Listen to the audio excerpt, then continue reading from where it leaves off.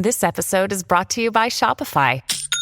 Forget the frustration of picking commerce platforms when you switch your business to Shopify, the global commerce platform that supercharges your selling wherever you sell. With Shopify, you'll harness the same intuitive features, trusted apps, and powerful analytics used by the world's leading brands. Sign up today for your $1 per month trial period at shopify.com/tech, all lowercase. That's shopify.com/tech. Leftist politicians in Canada think they should choose what we get to see on the internet. I'm Jasmine Moulton, and it's time for a reality check.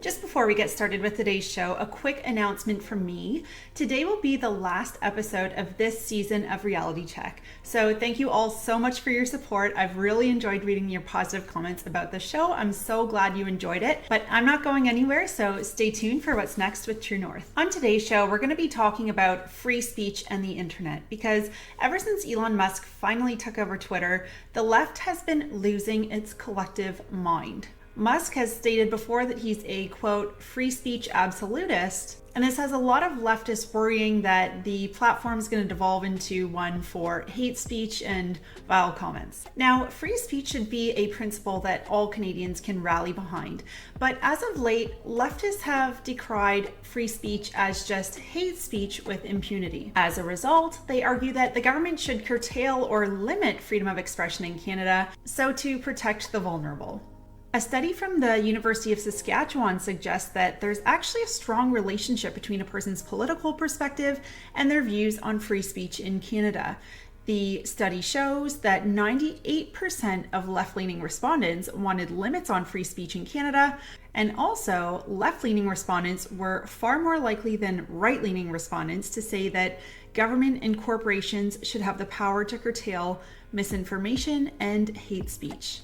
So before we get into why this is concerning, perhaps we should take a quick background look at freedom of expression and the concept of hate speech in Canada. In Canada, your freedom of expression is safeguarded by the Canadian Charter of Rights and Freedoms. But there's a catch. The preamble to the Charter of Rights and Freedoms states that this freedom is subject to reasonable limits. So you don't have the freedom to express anything you want in Canada because it's technically illegal to say anything that, quote, willfully promotes hatred.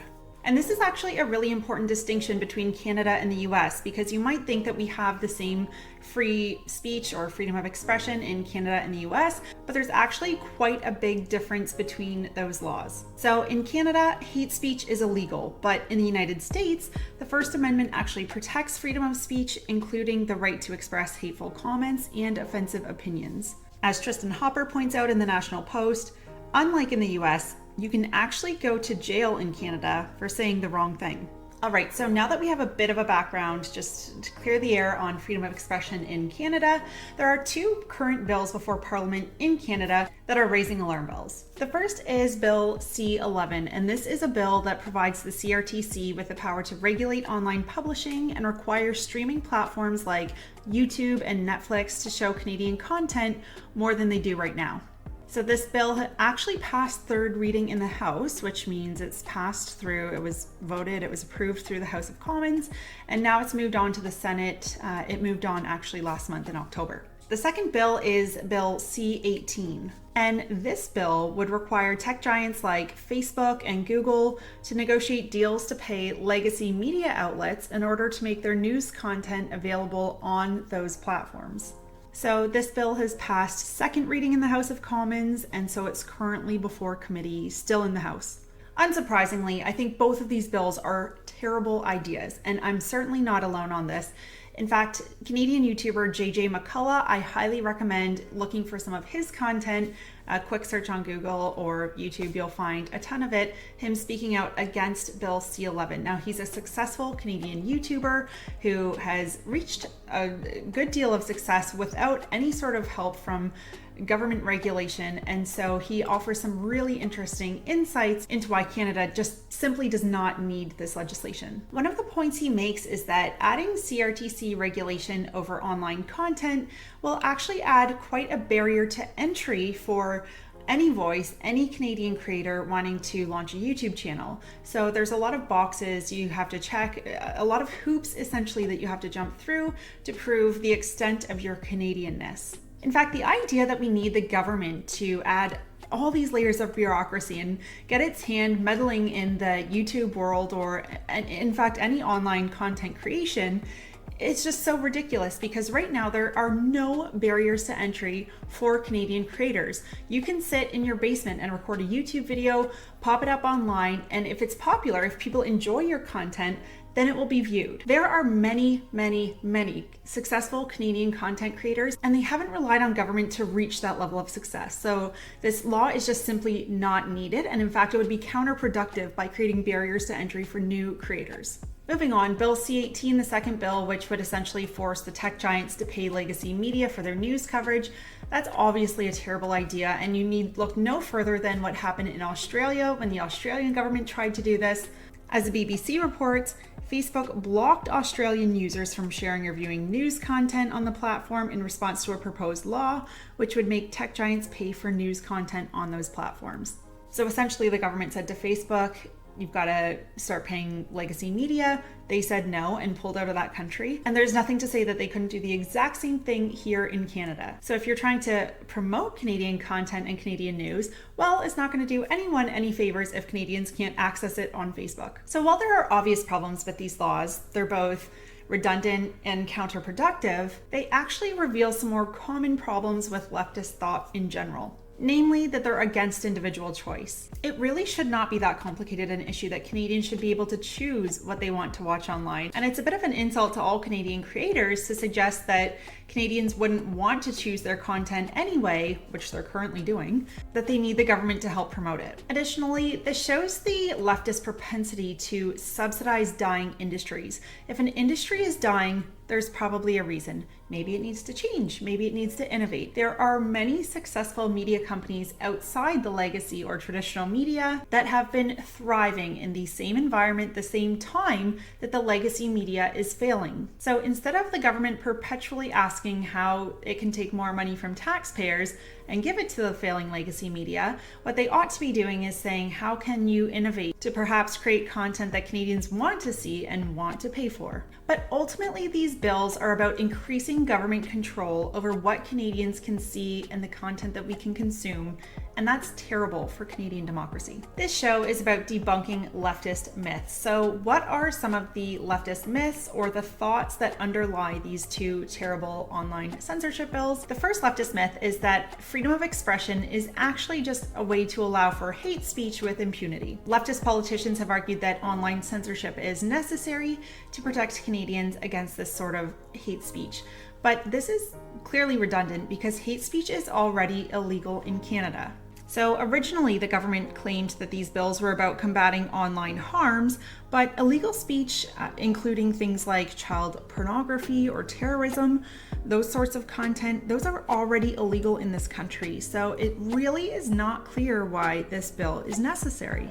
And leftists tend to be fairly loose surrounding their definitions of what constitutes hate speech. Some would even go so far to argue that anything that's simply offensive is hate speech. And this is really problematic because, as Canadian intellectual Dr. Jordan Peterson points out, you have to risk being offensive in order to think. But of course, this idea is not new. Take a listen to former British Prime Minister Margaret Thatcher. But unless you have freedom of discussion over a whole society, you soon cease to have any new ideas. Don't you find that new ideas develop when you can talk about them with other people? If you can't discuss them freely because there is a correct view, you soon cease to have new ideas. Now, the interesting thing, I think, in the Soviet Union is that a good deal of the different views come from people who have to be trained to think in the scientific sphere, because Russia would never have had some of her achievements. After all, she did get up the first Sputnik, unless she'd trained people to think in the scientific sphere.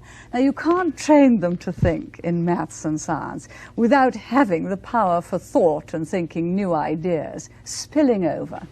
And it's interesting to me, you see, that a lot of your people who've been thinking new political thoughts unwelcome to the regime have often been those who've come from the scientific sphere. Obviously, no mainstream federal politician in Canada would ever be in support of hate speech. The issue and the real question is, who gets to define what hate speech is? Because there's a real risk, historically we've seen this play out, that politicians or governments can actually end up just labeling hate speech that they don't like or that's critical of them as hate speech. Now, while that doesn't sound like something that could happen in Canada, it sounds quite outlandish and not something that would happen in a free and democratic society like the one we live in here in Canada.